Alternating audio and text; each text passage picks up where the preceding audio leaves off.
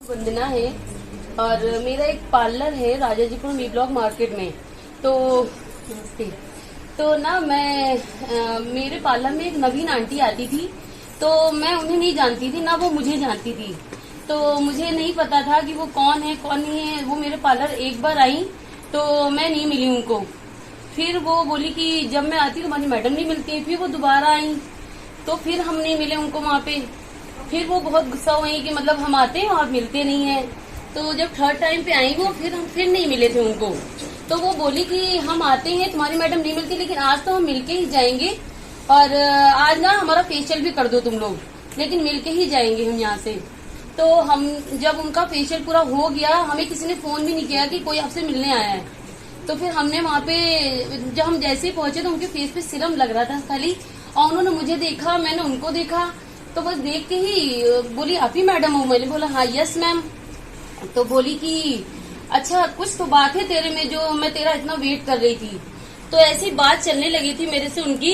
तो फिर ऐसे बोली कि आपके हस्बैंड क्या करते हैं? तो संगत जी हमारे हस्बैंड पैरालाइसिस हैं, हाफ बॉडी का उनका पैरालाइज हो गया था, रिसेंटली हुआ था अभी दिसंबर में। तो गुरु जी की कृपा से तो बहुत अब सही है पहले से। तो हमने नवीन आंटी को ऐसे बताया कि मेरे हस्बैंड को ऐसी सी प्रॉब्लम है। तो वो हमसे बोली कि बड़ा मंदिर ले जाओ उनको। तो हमने सोचा बड़ा मंदिर ये कहाँ पे आंटी? तो बोली दिल्ली में है वो। तो मैंने बोला कि ठीक है आंटी दिल्ली में है। तो उन्होंने मुझे पता दिया पूरा। तो फिर मैंने उनसे पता तो लिया, लेकिन मैंने ना ये सोचा था कि जाएगा कौन, क्योंकि जब से मेरे हस्बैंड पैरालाइसिस हुए थे, जब से आए दिन कोई ना कोई आता था तो यही बता के जाता था वहाँ लेके जाओ सही हो जाएंगे। लेकिन मैंने बहुत जगह कोशिश करी, बहुत जगह लेके गए, बट वो नहीं सही हो रहे थे। बिना डंडे के वो चल ही नहीं पाते थे।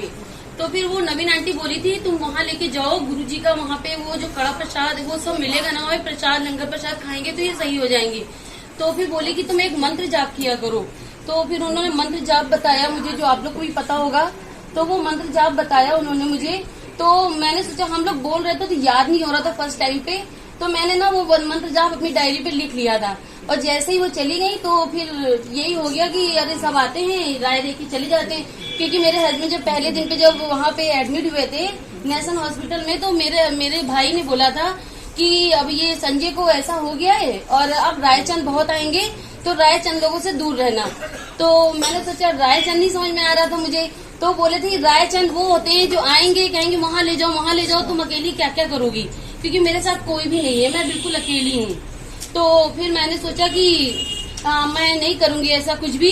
तो वो आंटी ने मुझसे मगर ये बात बोली थी कि अगर तुम ना ये मंत्र जाप करोगी तो उनको ना गुरुजी की गुलाब की फ्रेग्रेंस आएगी। जब गुलाब की फ्रेग्रेंस लगेगी तो तुम समझ जाना कि गुरुजी तुम्हारे साथ हो गए हैं। तो ऐसे रोज ही हम अपने हस्बैंड को स्कूटी पे बैठा के लाते थे, और रोज हम अपने पार्लर से घर से आते थे तो मंत्र जाप करते निकलते थे, फिर घर से जाते थे वापस, जब पार्लर से घर जाते थे तब भी मंत्र जाप करते रहते थे। तो उस मंत्र जाप से जब ऐसे रोज हो रहा था तो 3-4 दिन हो गया था।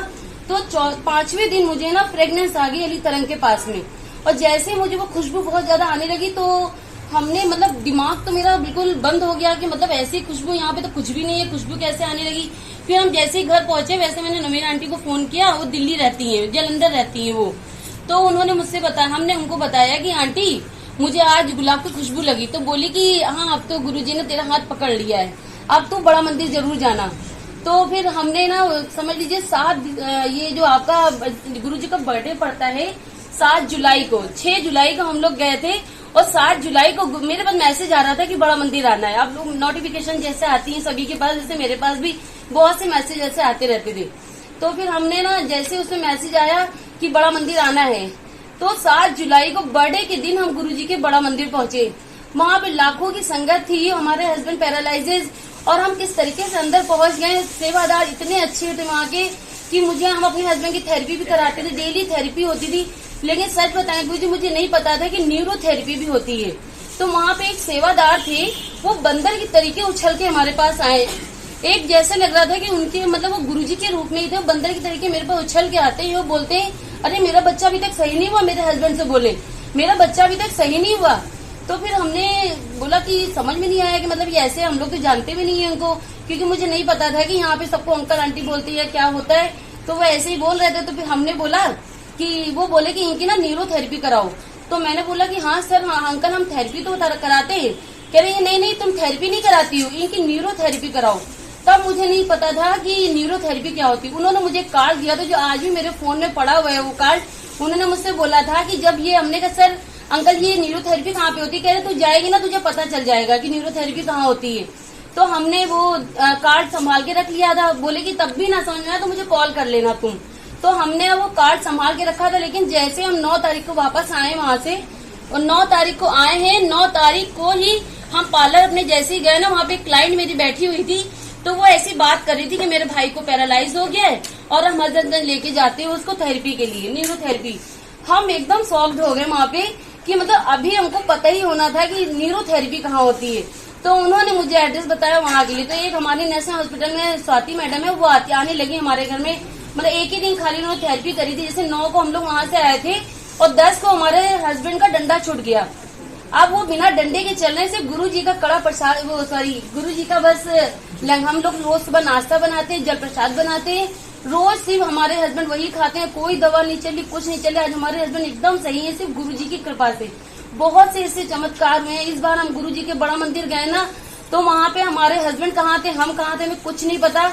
और हमारे हस्बैंड का जैसे पहली बार गए थे तो हम दोनों साथ साथ थे, और इस बार जब दोबारा से बड़ा मंदिर गए तो वहाँ पे हमारे हस्बैंड और हम बिल्कुल अलग हो गए थे। मैंने एक सेवादार अंकल से बोला कि अंकल मेरे हस्बैंड नहीं मिल रहे हैं, वो पर्पल कलर की टी शर्ट पहने। हमसे बोल रहे हैं आंटी आप हो कहाँ पे, आप ना बड़ा मंदिर आए हुए हो, यहाँ पे कोई नहीं एक दूसरे से अलग होगा, आप जाओ वहाँ जहाँ आपकी गाड़ी खड़ी है वहीं पे मिलेंगे। और किसी ने भी कोई वादा नहीं किया था कि यहाँ पे सबको मिलना है, सभी लोग वहीं पे ही मिले हम लोग को। ये गुरु जी की बहुत कृपा हुई है। गुरु जी के मेरे साथ बहुत से सत्संग हुए हैं, जो पैसों के लेके भी मेरे साथ बहुत सत्संग हुआ है, बहुत अच्छे से सत्संग है। 50 सत्संग है कि मतलब हम शेयर करें तो आप लोग भी थक जाओगे सुनते सुनते संगत जी, क्योंकि मेरे साथ गुरु जी ने बहुत कृपा करी है। बस मेरे हस्बैंड अब चलने लगे, बस थोड़ा सा और मूवमेंट आ जाए, बस गुरु जी की इतनी कृपा और चाहते हैं। बस आप लोग से बस तमन्ना यही है कि बस आप लोग मेरे लिए दुआ करिएगा, मेरे हस्बैंड पूरी तरीके से स्वस्थ हो जाए। बस जय गुरु जी, शुक्राना गुरु जी। गुरु जी के मैं आंटी रोज शुक्राना करती हूँ। जी आंटी,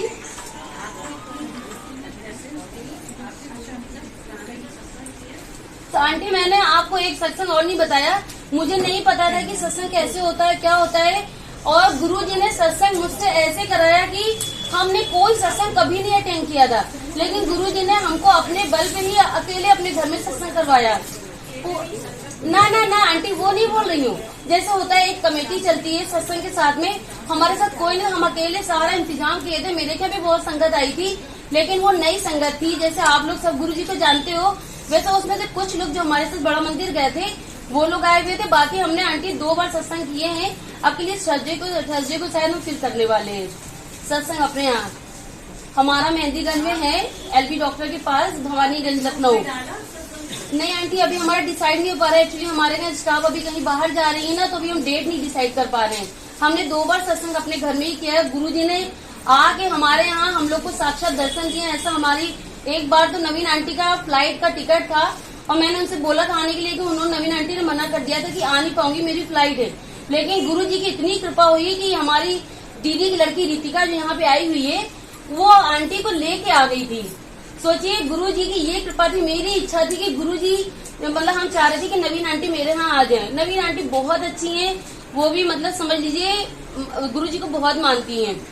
वो जलंधर में उनकी बेटी का एक नाटक चलता है, जो मतलब बहुत ही हाई पर्सनालिटी है। बस ये कहना चाह रहे थे, वो बहुत अच्छी हैं।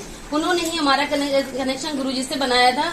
बस सबसे पहले गुरु आंटी का वो शुक्राना करते, फिर हमारे गुरु जी, क्योंकि उन्होंने ही हमको जोड़ा है, इनसे कनेक्शन हमारा बनाया उन्होंने ही है। जय गुरु जी, शुक्राना गुरु जी। कोई गलती हो गई तो क्षमा कर दीजिएगा।